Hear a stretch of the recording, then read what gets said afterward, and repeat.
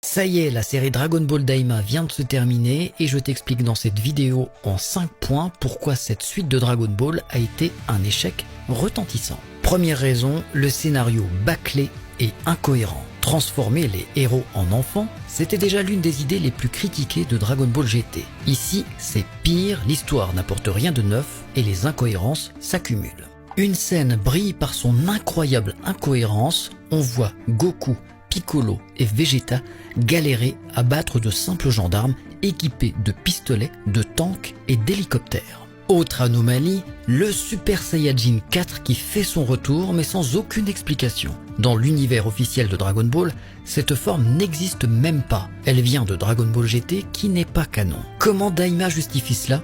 Eh bien justement, il ne le fait pas. C'est un énième problème pour la cohérence de la saga. Deuxième raison, un ton trop enfantin. Où est donc passée la tension dramatique de Dragon Ball Z?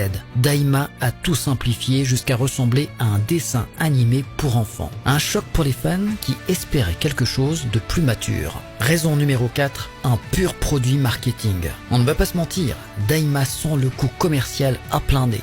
Figurines, jeux vidéo, goodies, plus qu'une vraie série, c'est une machine à cash.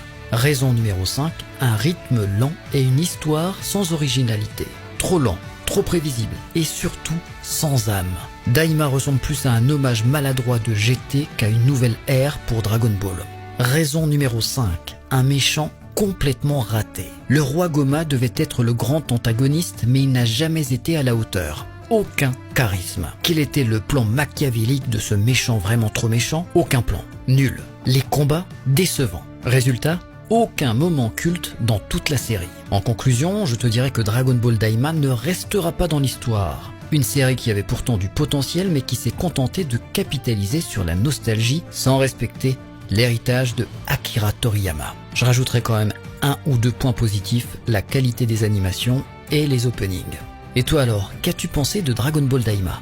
Dis-moi-le en commentaire. Et si tu as regardé la vidéo jusqu'au bout, écris Dragon Ball Daima ou Dragon Ball GT en fonction de ta préférence.